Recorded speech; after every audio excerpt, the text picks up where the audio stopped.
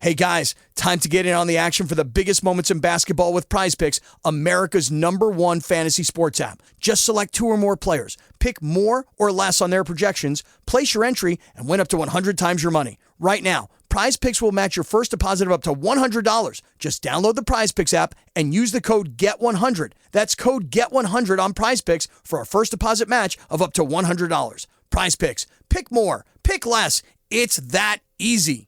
All right, before we get going today, I want to talk about surfing. And did you know surfing spread around the world thanks to America? But how many brands still make their surf apparel in the USA? Well, Birdwell Beach Britches stays true to their roots by handcrafting their products in California to this day since 1961.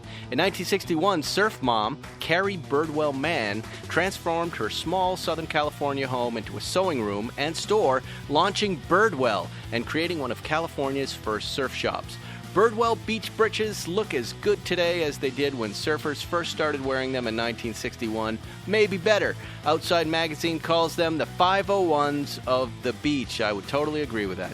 Birdwell began as a family company in 1961 and has outfitted multiple generations for surfers, lifeguards, and beachgoers the world over. A pair of birdies is often a cherished hand-me-down or gift from parent to child. Every pair of Birdwell Beach Britches is individually inspected to ensure the highest quality and is covered by a lifetime guarantee. That's right, folks. Your bathing suit is covered by a lifetime guarantee. If a seam, stitch, or grommet breaks, you send it back to the factory and they will fix it. To get 10% off your first Birdwell Beach Britches purchase with lifetime guarantee and free shipping over $99, go to birdwell.com and use discount code SPIKE at checkout. That's discount code SPIKE at birdwell.com. Pick up your first pair of Birdwells and see why they've been an American icon since 1961. Let me tell you this, folks. I wear Birdwell britches when I go to the beach, and I love them. Now, Podcast One brings you Spike's Car Radio, a downloadable cars and coffee, hosted by writer, comedian, and automotive enthusiast, Spike Ferriston. Now, here's Spike. Why do your balls need powder? Yeah, I never needed my balls powder. Yeah. I mean, listen, you're not fat, so you probably don't know about this. Balls get sweaty sometimes. I mean, right? They get sweaty in the race car. Race car drivers don't have sweaty balls. Have you needed a powder because of it? Maybe you don't know what you're missing. I think that's maybe the problem. you haven't tried it, so you don't realize the benefits. I'm not. This is Spike's Car Radio. We're talking about sweaty balls here. To be fair, we're talking about chassis, which is a car term. And you're listening to two IndyCar drivers, Alexander Rossi and James Hinchcliffe, and I'm here also with Matt Farah, who's introduced ball powder to the room. And listen, I'm a great pitch man. I'm fascinated by the conversation. I was going to start the podcast and have an actual podcast, but why don't we talk about this? Talk about chassis? It's less about chassis, but why it's necessary. Why do you need powder for your testicles? Do none of the three of you know what you're missing? I've never tried it, but I'm interested. There's a cooling menthol thing that happens there. Now you're worrying. You didn't answer the I question. don't like Why that. do you need like powder? That's like icy hot on your balls. That's what I was going to say. No, it's like a chemical reaction. Not remotely the level of an icy hot. No, we're not. It doesn't. The hot part doesn't happen. Let's start at the beginning of this, Matt, because I need these guys. They're in race cars. They're in suits. They sweat. But why? Why do you? I don't understand why you need ball powder. Explain to me this. I grew up in a medical family. It's not like. But what is the situation that you're using ball powder? I mean, frankly, and I've done a little bit. I've done this much race car driving. This much. Okay. In slow cars, like cars that would embarrass you guys. And I don't think my balls have ever been sweatier. Frankly, I raced the 24 hours of VIR. Which is an endurance race. Yeah. You do a 2-hour stint. You're avoiding the explanation part. In August. Have you ever been to Virginia in August in a racing suit?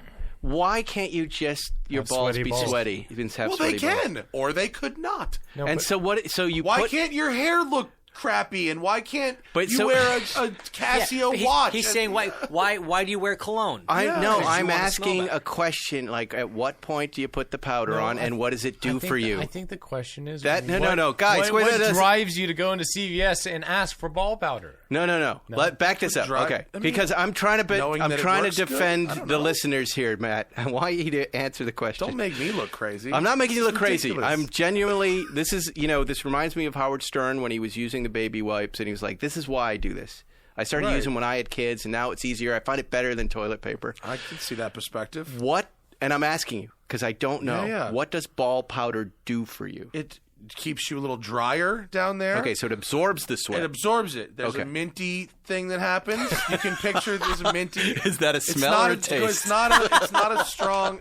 It's a sensation. Oh, this is a good podcast, it's a mentholy sensation. So it's combined with mesh shorts and a light ocean breeze. Does it stop itching? Not really. No. It improves the general situation. There's a cream for that. Does your fiance put it on for you, or this is? She doesn't. Do you have a special brush, or do you just? Do you put it on before you get in the race car, or like once it's already? Before the stint. See, because I'm going somewhere with this because these guys. Can you get there? Jesus. These guys race cars. And, we've talked about this on the show before. Like, you don't have bathroom breaks in race cars. And race cars run hot. Indy cars, do they have air conditioning in them at all? They do not. They got nothing, right? Nothing. There's zero, right? Zero. So you're really sweating. Yes. So, speaking of which, I'm glad the air conditioning is working in here today. Yeah, and by the way, we could use ball powder now, right? I'm sorry, I don't have samples to give out. So we're recording tonight at 6:30, and Podcast One geniuses forgot to tell them we were going to be here, and they turned off the air conditioning. So God damn it. But you bring up a great point, is that in our cars, we do long races, and you have to hydrate a lot because we do sweat a lot. You have a drink bottle in your car, right? Yeah, you do, but you never want to use it. Because, like, the water in it's like 183 degrees. Yeah, it's like, really? I'm about to pass out. It sits beside the radiator. It's off. Yeah, exactly. It's a last resort thing. Yeah. But so sometimes, nature calls and you have to go. So what happens in that scenario if you're all powdered up down there? Is that too much? I don't recommend combining it with peeing in your suit. Well, that's what I'm saying. That's something that we have to do sometimes. Yeah. I can't possibly endorse that. See, here's the thing. You don't pee in the suit? You don't pee in your suit. Now you're the first driver I've heard that says that. Everyone, you don't, and I don't. I've never done it. You've never done it. I would do it if I had to. I know many guys. So then how do you time it out? Wait, I have a question. Your balls are pretty cinched down. Yeah. I'd find it hard. Even if I wanted to be, I'd find it hard. You can't do it under green. You can't do it under green. It's got to be in the pits, or it's a caution period normally. That makes way more sense. Yeah, under caution, everything's relaxed. That's when you... Wow. Yeah, the pits are still a little bit too tense, actually. There should be a special powder flag, maybe, that comes out and everyone gets to powder their balls. That's actually what a yellow flag means. Go ahead. All right. Time to... The legend, the legendary Dick Trickle in NASCAR installed a cigarette lighter and a cigarette pack holder in his NASCAR and would have cigarettes during his... The good old days. God. Are you powdered up right now on your balls? Is this No, this isn't he wasn't expecting to sweat too much. I wasn't today. driving in an endurance race in Virginia today. All right. It's not in a situation I needed. But it's there if I think this is all relevant information. I think people can't tell you need to know that my sponsor will be that we're having that you powder your balls. I definitely learned something today.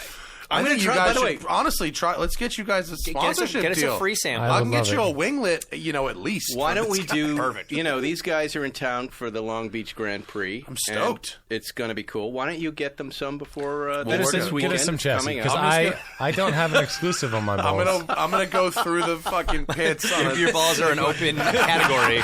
Every inch of their car is sponsored, but their balls are not. They're going to be so happy. I can get the submarine strap sponsored. Perfect. Oh my God. Untapped market. The in-car camera will pick that up. Done. Well, they haven't screwed you guys with halos yet, have they? No. We have a good solution coming. What's the good solution? A windscreen. Oh. Yeah. Not like a closed. No, just a glass. Remember, like IndyCars, like back in the '80s. Yeah, they kind of had you kind of looked through a little bit of. It was like a plexiglass thing back then. Well, now we're making it out of F-16 fighter jet canopy material. Neat. Wow. And so it's going to kind of sit off the front of the monocoque, and it'll be open top still, but it'll kind of come just about to head height. Yeah, and so most of your helmet will be under all of the helmet. It'll just cover all the helmet. Is there any added rollover protection, or there actually is because the strength of those things? I mean, that material is incredible. Like it's designed to take, I think, a 30-pound weight at 600 miles an hour or something. Yeah, what's funny is like they show us the graphs, the people that PPG who makes the actual material.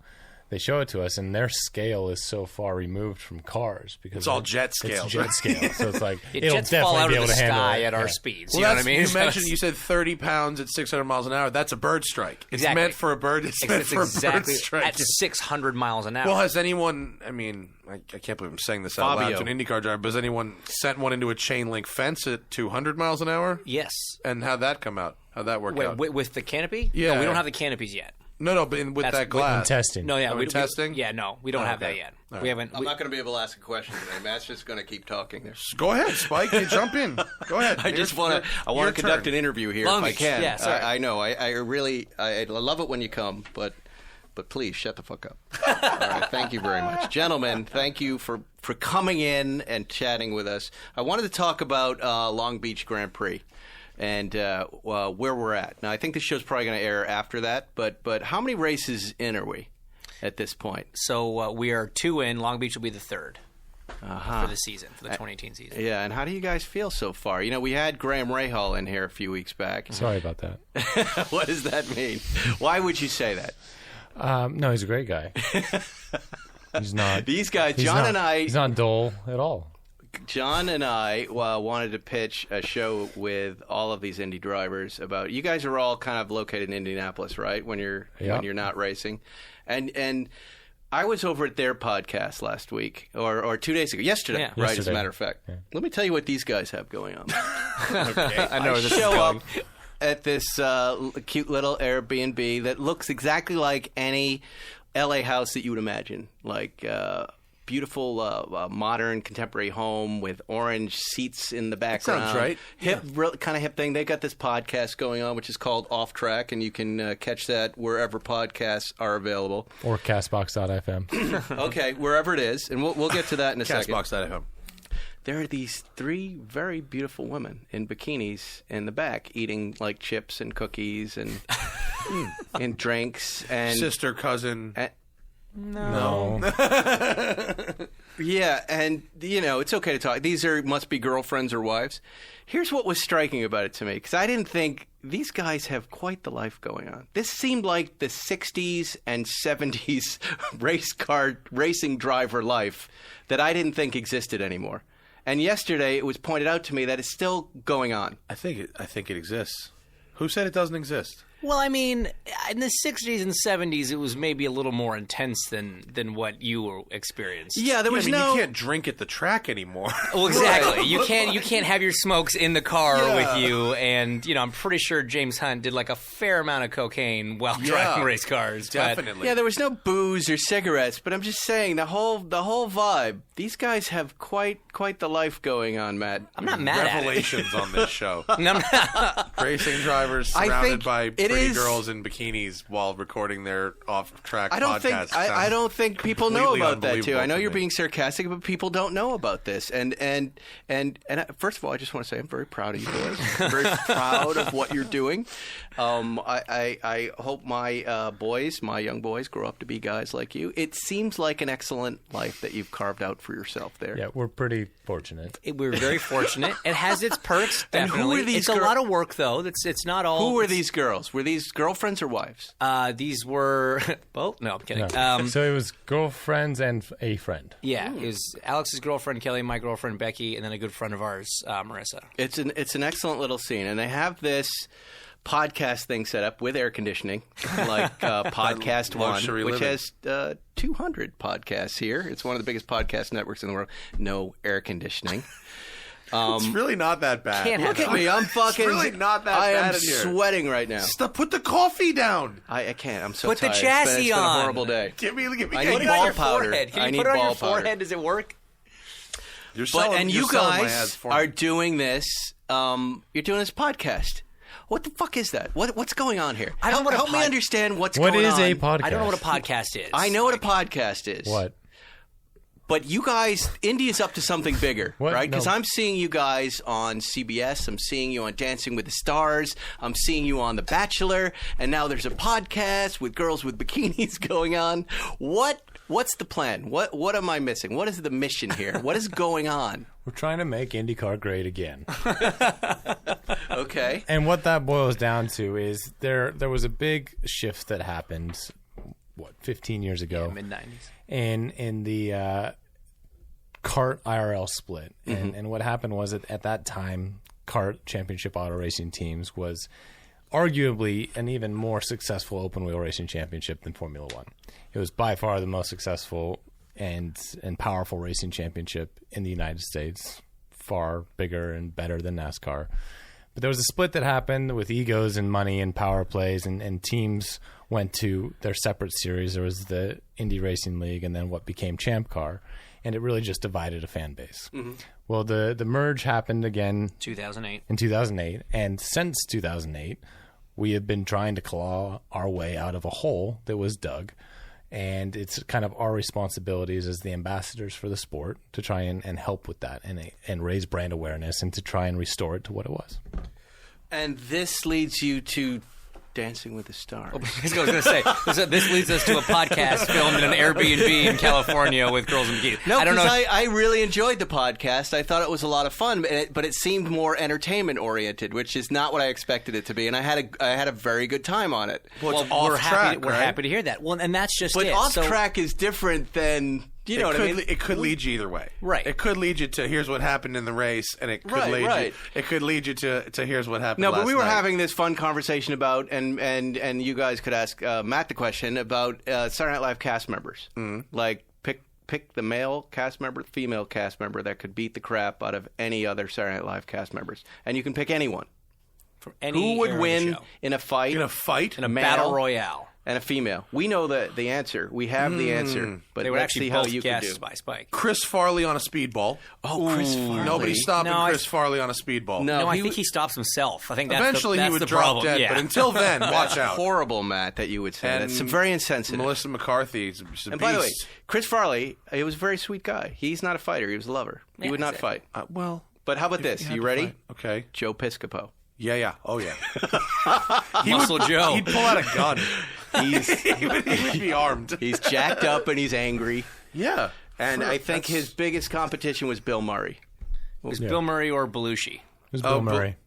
That's because it was your pick. Still. I It was think Bill Murray is an angry He's not guy. is he? He's an angry guy. He shoves it down, though, right? Yeah, he's He shoves volatile. it in. Yeah, so he's when it repressed. He's pops. funny. He shoves it He's in. repressed. I think that's a pretty good guess. That's Yeah. that's a pretty decent fight. And then for women, who did we have? It was Leslie Jones was the winner. Yeah, Oh. that's who I picked, Leslie Jones for sure. But I don't that know 'cause- her. But she just seems like she can fight. I thought Kate McKinnon maybe had some like. What about she Tina could Tina snap. Fey? No, Tina that's- Fey's not tough. No, she's nerdy. No. She's super nerdy. Melissa McCarthy's Saturday Night Live, right? Yeah. Melissa McCarthy. No, she wasn't. was She's she a not? cast member? She's No, not a never cast cast member of Saturday member. Night Live? No, she couldn't do it. Okay. Anyway, this is the discussion we're having. Is that what your on show is this about? Indy race car driver Part of it, podcast. I guess. Yeah. So I mean, the whole point is when the split happened, our fan base shrank enormously. Okay. And so now, it's getting better. But When the two series joined back together, the fans didn't come back together. by that point, so many had left both because they were just really? over. Imagine if the NFL split and then there was the AFC AFC and the NFC, and everybody would just kind of eventually get sick of it. So that's what happened. So we got back together, and all we were left with was that core base of like the real hardcore motorsports fans, and we were no longer kind of a mainstream sport. And so what we've been trying to do over the last decade now is, like Alex said, kind of claw out of that hole and become more of a mainstream conversation. And the way that you do that is not just talking about race cars. Not just Right, about right. racing. So No, you guys have been all over the place. I mean, like I told you, I'm seeing you all over my Twitter feed. You're all welcome. over the place, and Good it job. does Congratulations, SEO Gold. raise awareness, and it's cool. Well, let's start with Dancing with the Stars. Yes. Okay. Okay. 'Cause I think this is going to be a lot more fun than Indy racing. Indy race is great. We all love it. But let's talk about Dancing with the Stars. Yeah. So is this? Do they reach out to you? Is this the Indy folks? That woman who does PR? Susan. Yeah. Right. Indirectly, yes. So Elio Castroneves was on the show. He's an IndyCar driver. Right, He just right. retired this year. And how did he do? He won it. He won it. So He won Dancing with the Stars? He won Dancing with the Stars back in 2007. He is a champion. And everything. Helio He's is great. a champion. Well, look at he's these a legend. guys. They're thin. They're in shape. You know, they're ready. You're built for dancing. Coordinated. Built for dancing. Good. Endurance. Yeah. Endurance. It's true. Beautiful women. It makes perfect sense. Musically challenged, though. And- That's the hard part. Did you dance before that? Spike, I am a 5'9" white Canadian kid. This was my dance move. I'm fist bumping Right. for those that can't see. So you can't do anything. Absolutely not. Now, I looked up some of your dancing, and I thought you were a great dancer. Well, They thank give you. you good training, right? I had a great teacher. And my partner. And here's who Turner Burgess. you were up against: Rick Perry. Less challenging. Rick fucking Perry. Now dude. listen, but Ryan. Yeah, you're not afraid of him, right? So, but I'm not afraid my of favorite but part. wait, Ryan Loke. I would be a little the afraid. swimmer? Ryan Lochte, yeah. Ryan Yeah, Lochte, I'd be that's his afraid name, of right? him doing Vanilla something Ice. unsavory. Yeah, Vanilla Ice. That guy Ice is a Baby's little on unfair. there. He can dance. He's a rapper. He can dance, right? Yes, Yeah. he comes from that background. And it's- He had the dance back in the day. Yeah. Yeah, He had- absolutely. he had So the how is white that boy fair? dance back There in was the a day. move. It Yeah. was actually featured in one of his dances. Did he incorporate the move? He sure did. Okay, yeah. It's like when Alfonso Ribeiro was on the show, And he did the And he did the Carlton. Carlton. Yeah. Like he had a built-in thing to get some votes there. But you're not intimidated in any way, oh no, I was terrified. right? No, that was a terrible. Right. It was awful. Like Right. the first. So Elio had to sell me on it. So they called and asked if I would do it. Well, can you go back to the Elio selling you? Yeah, let's What did see, he- what does did that he call care? like? Why did he have to sell you on it? Because so this was 10 years later, right? So 10 years since he'd done the show, and I was sitting. I got a call on a Friday. It was a race weekend, and we have autograph sessions every race weekend for an hour for fans, right? So we're sitting at the autograph session. Oh, so they called me on a Friday. Said we need to know by Sunday. So I had 48 hours to decide if I was going to uproot my life for 3 months, move to LA, and embarrass myself on national television because I can't dance.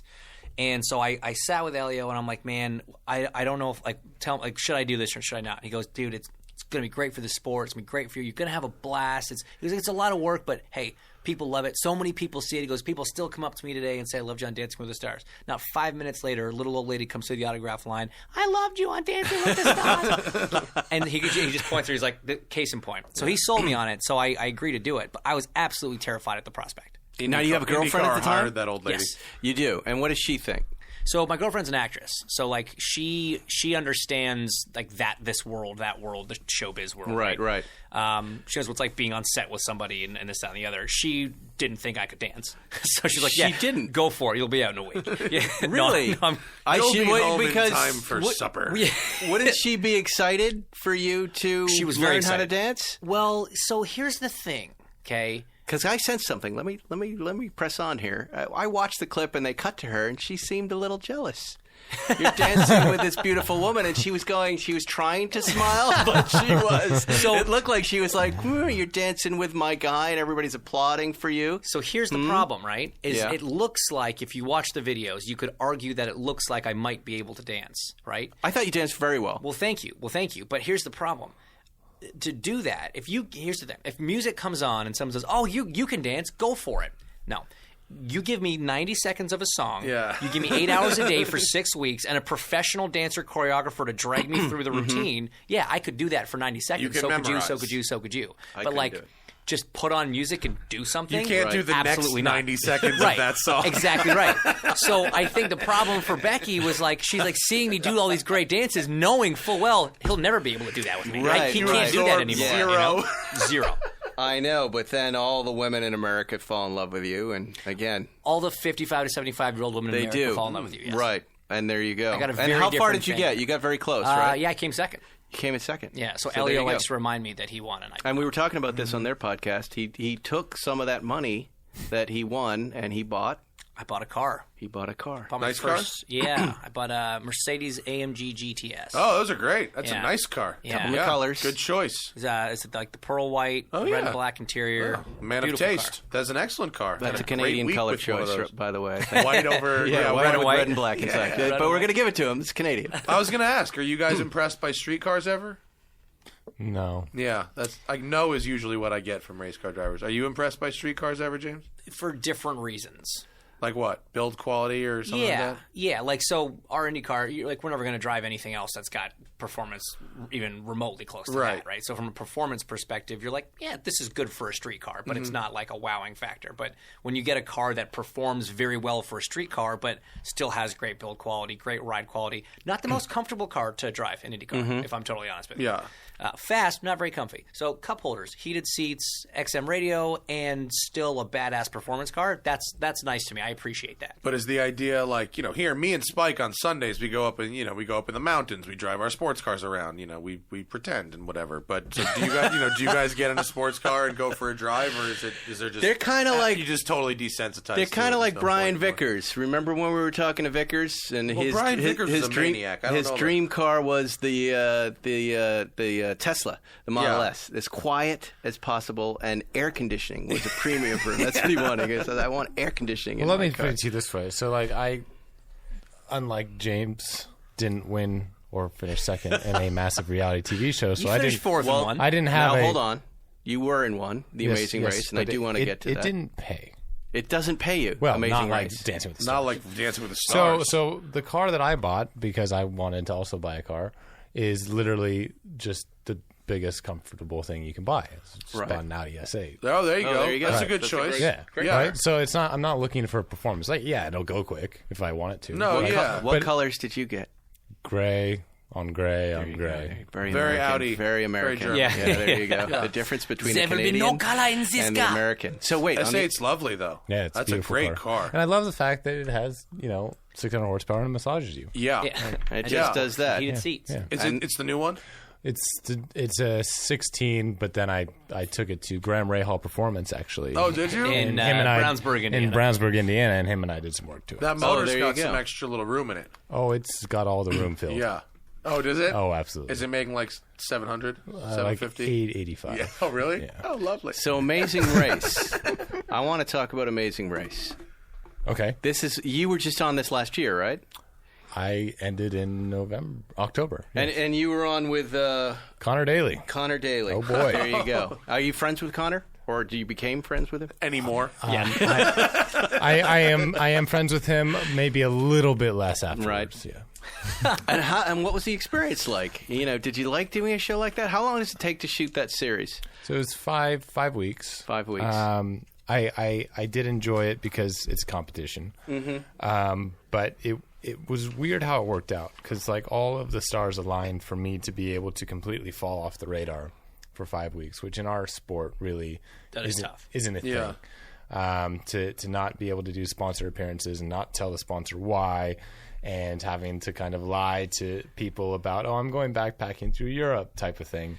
Whereas at least with James is it was a longer time commitment, but like his friends and family could still see him. His team owner could come watch him do it, and people knew what he was doing. I just said, bye. They take your phones. Oh, they take everything. everything. Oh, like, yeah, you like literally, can't talk literally, I about could it. have broken That's a leg, right. Yeah. and people wouldn't know about Yeah. it. until I Right, got back. right. Yeah. It's This, like this is the Bert Van CIE. Munster still, right? Yes, it is. Yeah. I did a Bert Van Munster show. Okay. I know how this goes. I All was right. with you. Got They it. take your phone. They take man. all your shit. You're off the grid. Oh, you are so off the grid. Like Yeah, the yeah. fact that we didn't know about the California wildfires or the Las Vegas Wow, so shooting, it's like or Big Brother. the fact that Hugh Hefner died. Right. You're really isolated. Yeah. And then you can't talk about it until they start rolling out the shows. That's correct. And how did you do? Did you win? I didn't watch it. But no, God, we did not win. How do you guys not win? we You guys finished- are two of we the finished greatest drivers. fourth. You finished fourth. And that was making it on 11 out of 12 episodes. Uh-huh. Sorry, 8 out of 9 episodes. So that was cool. And that was kind of the main objective, right? But what's interesting is if you win, you get the $1 million, which is the grand prize. Wow. If you don't win, you don't get that. You get nothing. You get like a per diem. You get a Are bit. you yeah. getting paid per episode at Oh, least? no. No. Really? But if you win legs, you sometimes get So money. that's the and thing. You guys won a couple So we legs. won a couple legs. So Connor and I got $12,500 each because we won 2 legs, and then we won a vacation to Curacao, which I don't Together? know. Which I don't know where that is. That was never a seen blue that. liquid that you put in margaritas. Exactly. or So something. when they announced that, we were like, "Sweet, what is it?" So I don't know if I will go on that. So what's next then? So you've done these shows, you've done the podcast. Well, James has told me that he really wants to do Naked and Afraid. We could make that happen. Here, we can do it right now. It's do so it hot right- in here. do it right now. How about Naked and Overheated? I wish Wipeout was still a show. I had a friend who worked on that show, and it was he was one of the most wonderfully sadistic people. He would design these challenges, just really injure people, and he really enjoyed it. I imagine that's why the show no longer exists. Yeah, it was brutal. Absolutely brutal. I Wait, had so do this you guys dream. go around and, like, get an Airbnb together where you're racing and then record your podcast about the off-track exploits? Is that your concept?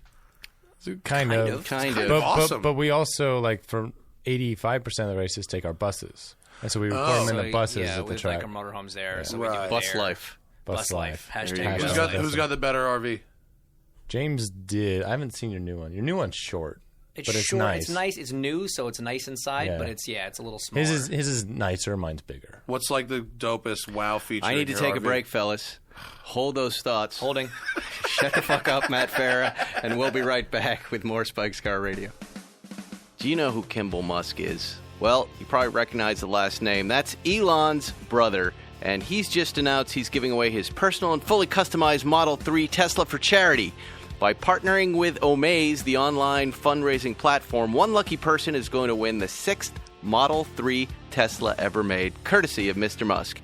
And this is the Model 3, so it has everything from voice-activated controls, Wi-Fi, LTE connectivity, premium audio system, LED fog lamps, long-range battery, even taxes are covered too. What a deal. You can enter for as little as $10. Proceeds will benefit Big Green, Kimball's own initiative to provide healthier futures to kids through learning gardens and food literacy programs. A winner is randomly selected. To enter, visit omaze.com/spike.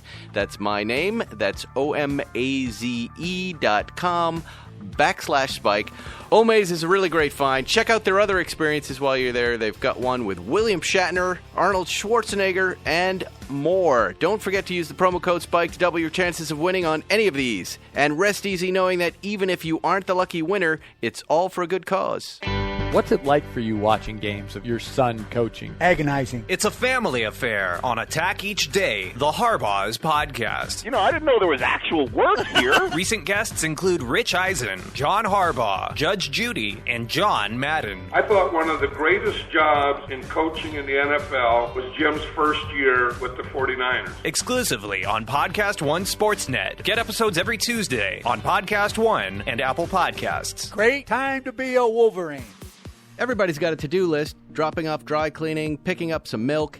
Here's an idea. Let's save hundreds of dollars on car insurance. And the good thing is you don't have to drop off or pick up anything. All you have to do is go to geico.com, and in 15 minutes you could be saving 15% or more on car insurance, extra money in your pocket. It just may be the most rewarding to-do you do today. Plus, they have the funniest TV commercials, so that's got to count for something, folks. You're listening to Spike's Car Radio. Anyway, welcome back. It's really hot in here, so I'm not even going to take a break during the break. I'm just going to keep plowing through it.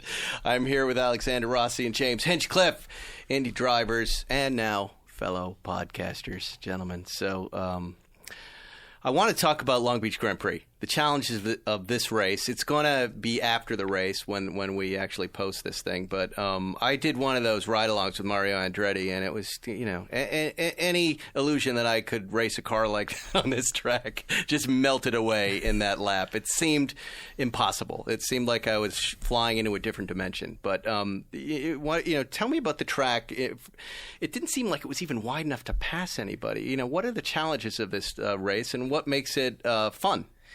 Well, I mean, the challenges make it fun. And so the challenges of a race like Long Beach you are literally racing on city streets. Right. Every inch of that racetrack is either city roads or a parking lot. Right. And so you have concrete walls everywhere, zero room for mistake. It's not like a permanent road course where you can, like, drop a wheel in the grass, like VIR, for example. You have a lot of surface changes because they do road work. So you go from a concrete section to an asphalt section or whatever. So that affects the way the car handles. They don't seem to repair the street either. I saw there were potholes. It's like it's really bumpy, right? Yeah. Yeah. Yeah, especially when you're driving in a car that has like an inch of ground Well, I clearance. mean, obviously, yeah. It seems just very abusive. And like what front and rear springs? Well, I mean, I can't tell you that. Yeah, precisely. Would you say you're running the 800s in the front? Wow. Isn't If you're running 800s in the front, that's impressive. You're getting that big front grip. Yeah. Is it really that much going on that you guys can't talk about between each other? Oh, absolutely. For sure. Really? The car setups, like that's the most protected thing. The car out there. setup, the engineering. Absolutely. And because you got to think about it. So we're all given roughly the same pieces. Right. There are two engine manufacturers. There's Honda and then some other company. And I'm kidding. They're a great competitor.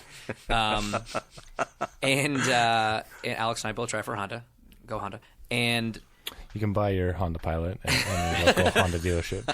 Acura cars are fine too. But so they have basically all the same parts other than that. And it's who puts all the pieces together the right way for that particular track, for that particular day, with that particular weather, for that particular driver. There's 1,000 variables that you can adjust as the engineers and drivers and mechanics. And there's probably like 18 different combinations on that day that will work. Right. So trying to find the best one among the 24 guys or whatever that are out there is just so challenging. And like one of the big challenges about racing is it's not like your normal team sports or stick and ball sports where there's a winner and there's a loser. Right? Every single race, you have to beat every single person. So it's like winning a championship in every other sport every single time you do it. So what is the strategy with this race? Is it qualifying? Go faster than everybody. Are you winning? Are you winning in the qualifying there? Because it doesn't seem like you can get around anybody on this track. So passing is notoriously difficult at any street circuit. Right. I think Long Beach is one of the easier It's one of the better ones. And that's why it's been around so long. I mean, we're in the 40-something year now of this race. After the Indy 500, Long Beach is the longest running event. And for a street course, it's got a very, very cool mix of corners. Normally street courses are straightaway 90, straightaway 90, straightaway 90, maybe 180. But this one's got some really cool corners, cool flow. But yeah, qualifying is always key in our series.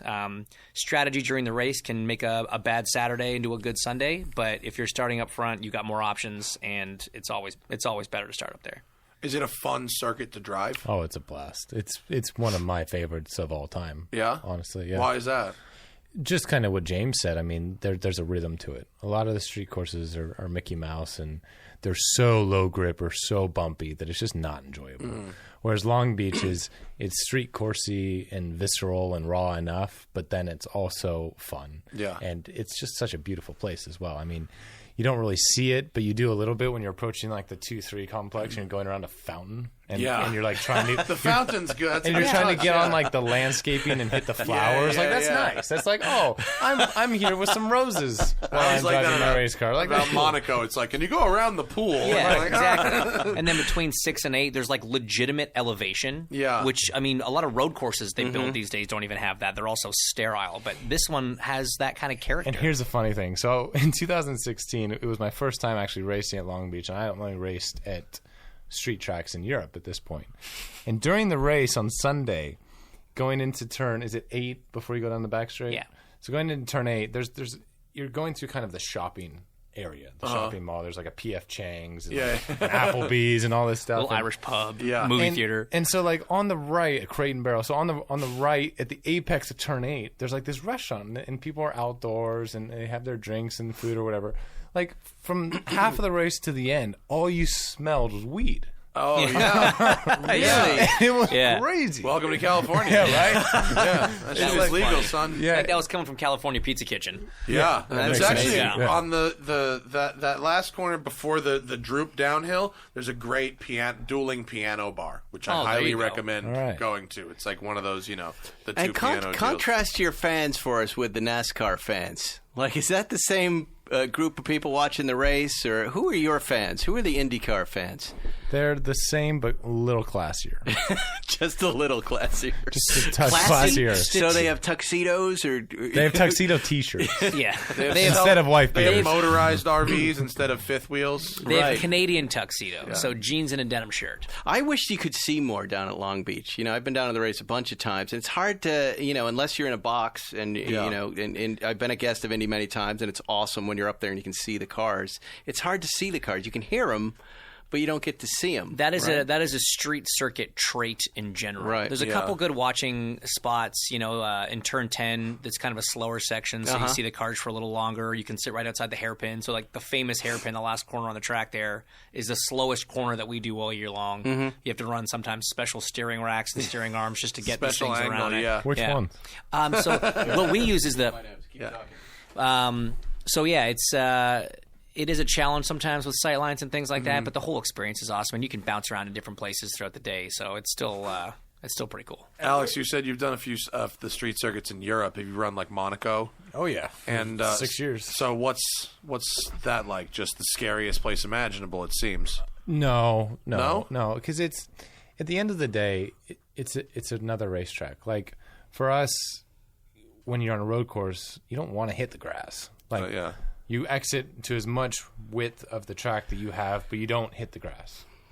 Well, it's the exact same with a wall. It's just the penalty's higher, but your approach and methodology and mindset does not change one bit. Does the visibility of it with it? Yeah, I mean, you're not seeing the edge of a pavement. It kind of blends a little those bit. But I mean, there's blind corners on road courses as well, and I think it's just something that, at that point, once you're racing at Monaco or once you're racing at Long Beach, once you've gotten to that point in your career, you're more than qualified to be able to drive within an inch and a half of the wall.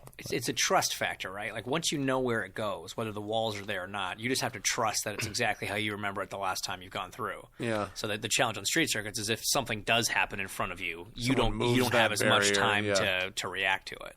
How many concussions have you guys had? Let's add them up. I've had the one. I've had a couple. I've had a bunch. Yeah. I mean, he had that moment where he died. Yeah, I died briefly. But really? Right. How long? I don't know, like a minute. Fuck. Yeah. This was 2015, right? Yeah. Had a bad accident. And this was at Indy. Indianapolis Motor Speedway. Had a mechanical failure on the car. Hit the wall at about 225 miles an hour. Good God. It was the highest survivable recorded G impact in IndyCar ever. How many Gs? 126. 126 Gs? Yeah. Wow. So that'll concuss you pretty good. Yeah. I feel like that's like worth 2 points. Yeah, it's probably that's a 2 points. That's a double concussion. Definitely. How do you double point? You come out of that. Well, I came out of it with a piece of suspension through my abdomen, so that's what the nearly dying part came from. Right, but I mean, you come through that experience and you just get right back in the car. It's funny. So because that's you get that question a bit, and did you ever think about quitting or what was it like getting back in the car? And the long and short of it is, because I was so concussed, I actually have no memory of the accident itself. Don't remember hitting. Don't remember the bits. I don't remember getting pulled out. I don't remember any of that stuff. And I think that helps a lot in getting over it. Because as far as I'm concerned, the last time I was in the car, everything was fine. Yeah. And I made a very conscious decision when I woke up in hospital to not associate anything that was happening to me from that moment onwards with the race car or that track or anything. So to me, that was just something that happened. It didn't have to happen in the car. Just like getting sick. Exactly. So it happened. There's nothing I could do about it. It wasn't my mistake that caused the accident. It was a mechanical failure. I think that helps too. I didn't have to question my ability. I didn't think, oh man, could I make that mistake again and put myself in this position again? So for me, as soon as the doctor physically let me back in a car, I jumped right back in a car. And because you were full confidence. And can we talk about the fact that 365 days later, or 359 days later, he literally went back to the same track and qualified on pole for the Indy 500? That's insane. Extremely badass. Insane. Yeah. What if you had? Cool. Do you have any supernatural abilities because of this? He has 2 buttholes. I can fart in stereo. If you could communicate with another world because you were there, I mean, how do you not come out of an experience of that without some sort of spiritual kind of direction or awakening? Just, you hear about people usually much later in life who have that brush with death and they see the world differently.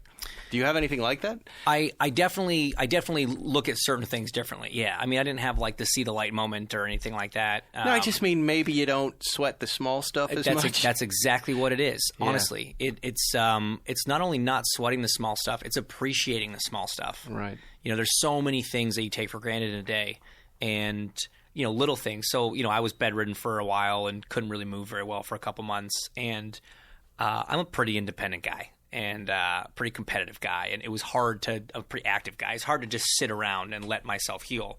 But I remember the day that I could actually stand up, walk to my closet, and bend over and put my own socks on.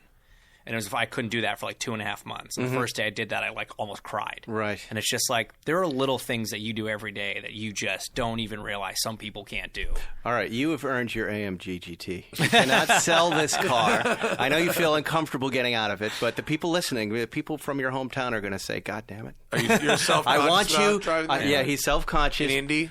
Yeah, but I Might think need a Hellcat or something. the people of Indy are going to now step up to you and say, "You keep that car," and I'm glad Okay. you have that car. You earned that car. Well, thank you, sir. I want to get to some questions because a lot of people have questions, and You could give me the car. You can We can definitely share it. drive that car. You don't need to be. That car's not that definitely. obnoxious. No, it's not, and that's what I like about Yeah. it. It's not, you're not showing up with like a Huracan or something. That's No, it's not a little more in your Huracan. face. It's not a yellow V12 Ferrari. Right. It's an AMG is chill. That's all right, fine. It's a Mr. good Rossi, car. with F1 being the goal for a long time and getting a taste at small teams from the driver's seat, is racing more enjoyable in the IndyCar? Absolutely. And the reason for that is very simple. Every single time I show up at a racetrack, I know I have the chance to win, whereas that certainly was not the case in Formula One. Okay, there you go. Do you find on the other end of that coin that IndyCar could be more popular if it had the manufacturer association that Formula 1 had? And we are trying very hard to Yeah, I do mean, that. manufacturer involvement is a huge part of the sport, and Yeah. that's a large source of income for teams and drivers and all the rest of it. Well, and also an excited fan would tend to vote for or root for a team over an individual driver, you think, Here's right? the thing. That's Or where no? IndyCar gets Yes it and right. no. So Formula One, you notice the fan base is very much connected to a brand. Right. Mhm. It's their Ferrari fans or their McLaren fans. or, they are associated with that because the drivers are so inaccessible. Whereas in IndyCar, the drivers are the people that people are in love with. You don't really see people with a Andretti Autosport T-shirt. You may see people with a Marco Andretti T-shirt right. or a Ryan Hunter-Reay T-shirt or a whole hell of a lot of James Hinchcliffe T-shirts. Yes. Which is real annoying. Sorry about that. But you don't see team shirts, and that part I think is really cool, and the fact that the fan base is so much in tune with the drivers is the important thing. All right, Jay McGrath wants to know, and this is directed at you, Matt, and we'll start with you, but I think we can all chime in on this one. I like this question a lot. Which car make or model car has the worst cult following of people behind it? In other words... the worst kind of people? Yeah, what car has the worst fans and the worst kind of people around there? The worst. That's a good question. Yeah. And there's... And no, you're saying the worst. You have to really... What is the worst. definition of worst? Because I immediately think of Ferrari, and I think about the people in the red shirts and the red hats and the red socks. I've got one better. Yeah, let Alex take it. But I don't... Okay, go ahead. And I don't dislike the car at all. I like the car a lot. Yeah. But I think Corvette owners are the worst. I'm going to have to go... See, there's two. It's a good one, actually. There's two ways to go. There's the Corvette owners that you're probably talking about who buy shit out of the Mid America Corvette catalog, the fake chrome. Yes. Right. Yes. Yeah. So there's And have those the guys. Corvette keychain and the Corvette dad hat. Yeah. Varsity jacket. Yes. Those are the Corvettes that don't get bought, sold, or driven. They just are there. On the other hand, you will find a lot of young people, especially here in Southern California, buying used C5 and C6 Corvettes and running excellent lap times at our racetracks here. A C6 Corvette Z06 is about the fastest you can go per dollar in street cars. Money for I don't dollar. disagree with it. Like I said, love the car. Yeah. Don't like the It's people. the people. No, yeah, It's but the people. there are a few cool Corvette people that like Ryan Cunningham. You know Ryan Cunningham? Sure. He's a Corvette tuner. There's one. He's a no. There's a few cool Canadians as well. It doesn't mean we like them. Cunningham's a tuner. What do you not one of think? them. What do you Sure. think, Hinch? What group of people don't you like? Because I can tell you who I don't like. All right, I don't like small BMW 3 Series guys because they're stuck in those cars and they're pissed off. There are a lot of Acura guys. I notice out here. I know you guys are Honda Acura, but a lot of guys in Acuras cause a lot of trouble. But most of all, I don't like the big pickup truck guys. I find that they're a bunch of bullies on the road. So I'm going to say big pickup guys in L.A., and I would exclude contractors and pool guys. I'm talking about like my business partner, John. Oh, he's a total dick. Yeah, he drives a Dodge 2500, which anywhere else in the country seems almost like normal. a dually? Like not no, there are dually guys too. Yeah, there are those. Here not in LA. What do you think? What do you think? In LA, a dually is absurd. Can you imagine? I'm kind of with you on the sticking away from a specific brand and going more with like the genre of car. But it's like the big SUVs with like the soccer moms in them.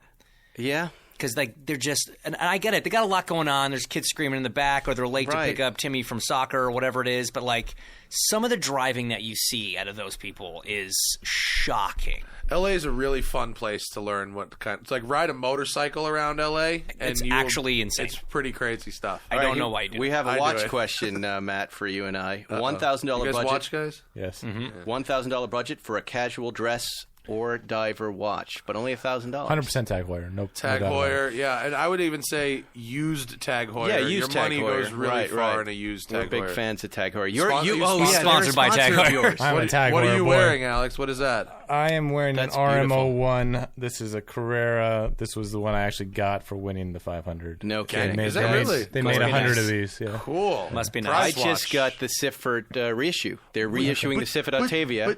I have that. I have the special edition Octavia. No, there's a new one coming out. Brand new. It's getting delivered in a few days. So it's not the Jack Heuer?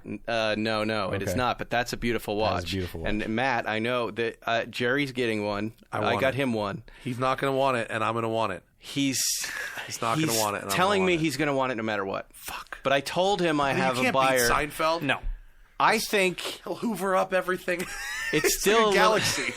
It's very exclusive, and he'll be able to lord it over people. So he's probably not going to let it go, even if he doesn't like it. But I'm a huge Tag Heuer fan, and that is the answer to your question. Tag Heuer, yeah, $1,000 Tag Heuer is definitely going to work. Is a long way, and maybe a used Seamaster if you could find a Seamaster, but that might be kind of beat. We kind of covered this. IndyCar windscreen, thoughts and impressions. Will the windscreen require a tear-off due to oil and debris buildup? That was when he told me to shut up, remember? Yeah, we covered that. So, yeah, shut up. You shut up, too. What would it take to get an American into F1 full-time, and how close did that come to happening with Alexander? Big cash. Pretty close. It's a money question. It is a money question, unfortunately. And I don't know that will change, but I certainly hope that it does. Okay. Do the IndyCar drivers like their new cars that have less downforce but offer better racing? Oh, yeah.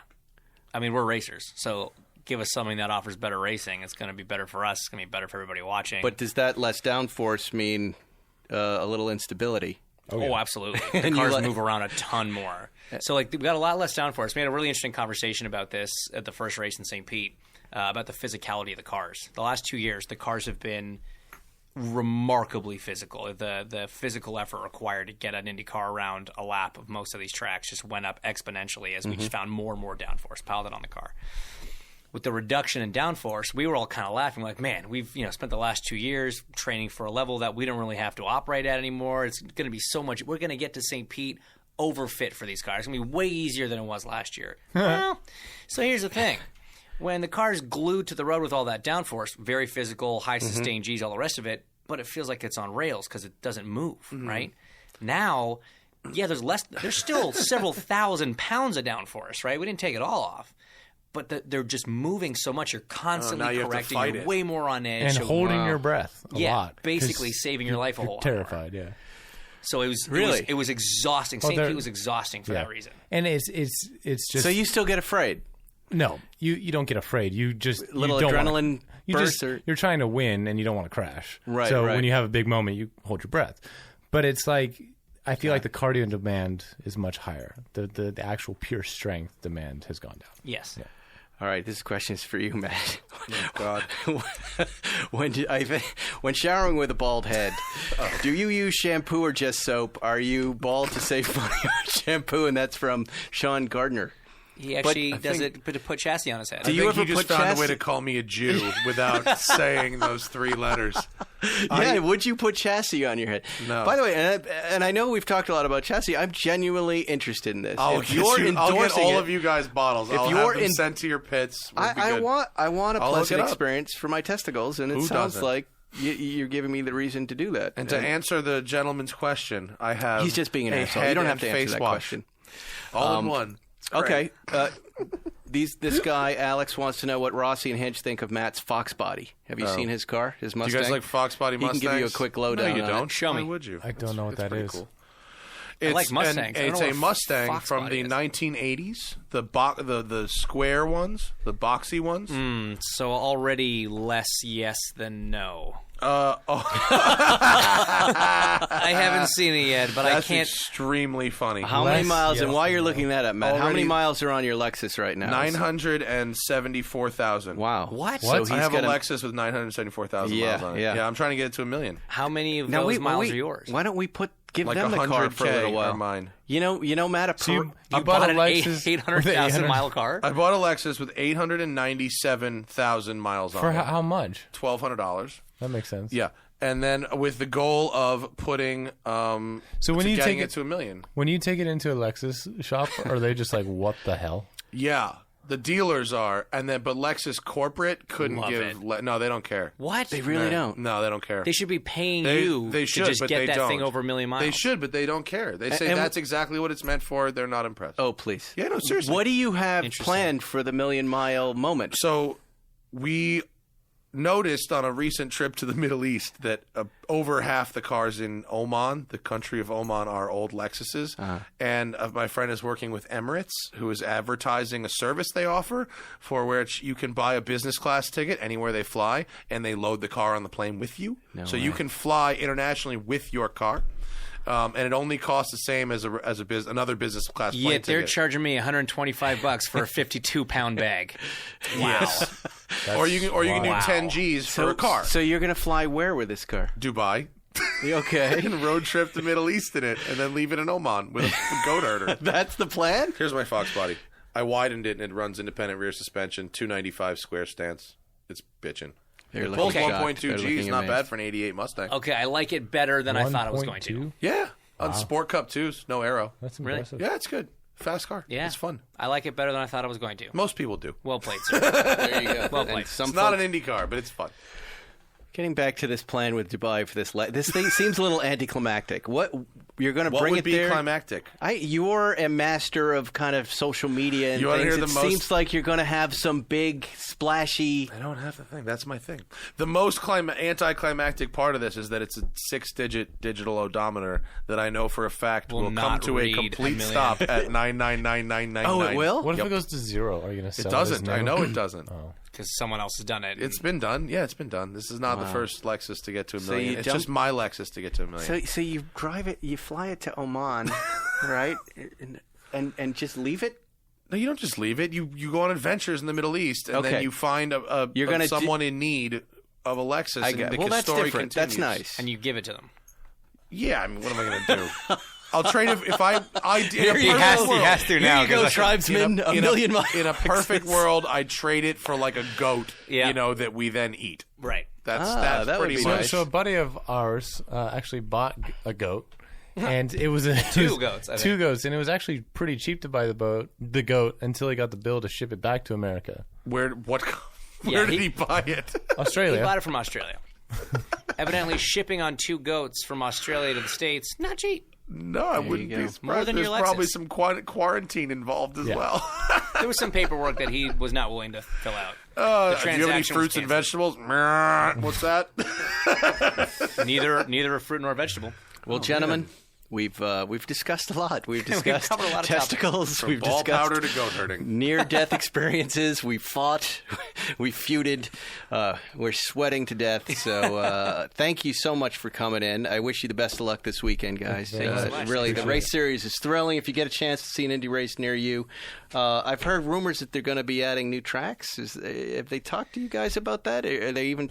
I heard this from someone not associated with Indy. We added Portland to the schedule this year. So when is that a street circuit or is that's a permanent road course? Is it which one? Portland International. Oh, cool. There you go. PIR? Oh, yeah. neat. right. So we're going out there first weekend in September, I think. Second last race of the season before we head back to California for the finale in Sonoma.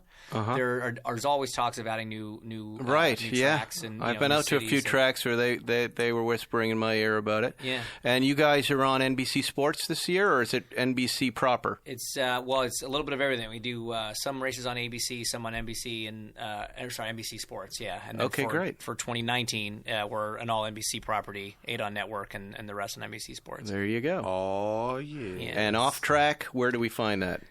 You find Off Track with Hinch and Rossi on Castbox.fm, but it's available on all podcast mediums. Anywhere you get your podcasts, we just like Castbox. And it's a lot of fun. I had a lot of fun on the show. We appreciate it. It was a good time. It wasn't what I expected. And Matt Farah, I just did your Watch podcast, which was also a lot of fun. Check it out on YouTube, iTunes, or wherever you get your podcast. Watch and Listen, it's called. It's a video show. I get it. I see what you did there.